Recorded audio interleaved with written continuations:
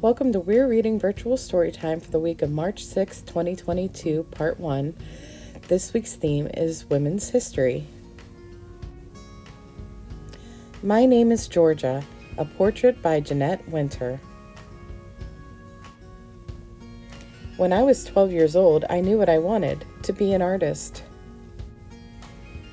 I've always known what I wanted. When I was small, I played alone for hours and hours. I was satisfied to be all by myself. I did things other people don't do. When my sisters wore sashes, I didn't. When my sisters wore stockings, I wore none. And when my sisters wore braids, I let my black hair fly. I rode to town every Saturday to copy pictures from the stack in the art teacher's cupboard. At home, I looked out my window and drew pictures of what I saw. Maybe I could make something beautiful. At school in Chicago, I drew from statues in a museum. At school in New York, I painted one still life painting a day, every day. At school, I painted my teacher's ideas. But when school days were over, I went out into the wide world to discover my own ideas. I went to the Texas Plains, the wild west of my childhood books. You have never seen sky. It is wonderful. I walked into the sunset. I felt the wind across the plains. And I painted the sunset and the sky and the wonderful loneliness and the emptiness of the place. I painted day and night. I worked till my head felt all light in the top. I have things in my head that are not like what anyone has taught me, shapes and ideas. But I bundled up my paintings and went to New York City to be where other artists lived.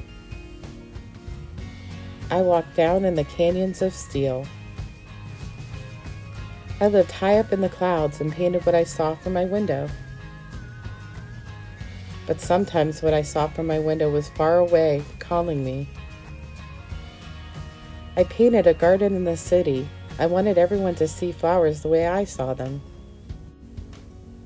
I looked closely at the flowers. I painted a camellia. I painted it big so people would notice.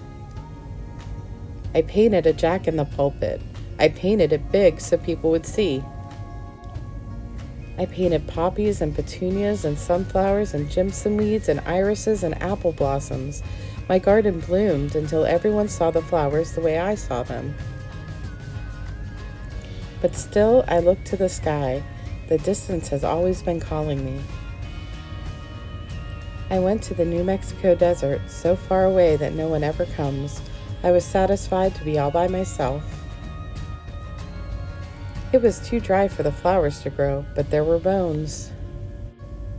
I gathered the bones. Big bones, little bones, short bones, long bones, a cow's skull, a horse's skull, a ram's skull, and brought the bones home to paint. One day I held one up against the sky and saw the blue through that hole.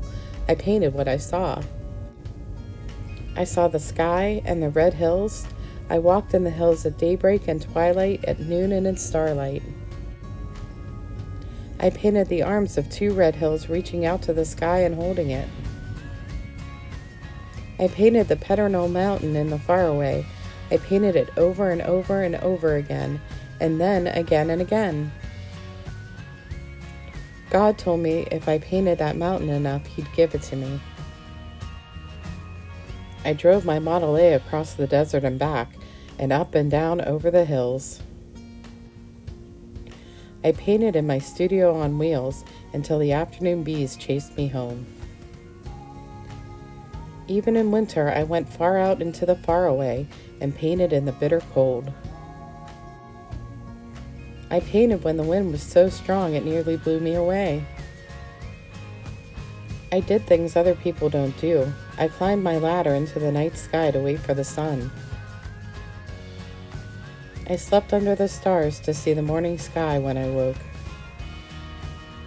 I stayed in the desert. My hair turned from black to gray to white as the bones. I still walked the red hills. My pile of bones grew, my flowers bloomed in the desert, and the pedernal was mine. And the sky, oh, it was still wonderful. I painted the sky one more time. I painted my sky big so people would see the sky the way I did. I worked from dawn to dusk every day for weeks and months. Then, as I painted the last cloud, the sun slipped behind the pedernal. I laid my brushes down. Kiss the sky for me. Georgia O'Keeffe lived to be 98 years old. In museums all across the land, people see her flowers, deserts, hills, cities, and skies the way she did. The end. We're going to make a flower collage, and your Craft-to-Go kit includes a piece of manila paper and cut out flowers. And there are 3 different styles. There are these tiny ones that came from the middle of these bigger ones, and then there's solid ones. And there's all different colors, so you can do them however you want. All you need for this is a glue stick. So here's a glue stick. And what we're going to do is just make a collage. Use whatever flowers you want. You can overlap them if you want. You can do different colors, schemes. You can do them all one color. However you'd like to do this, this is your collage.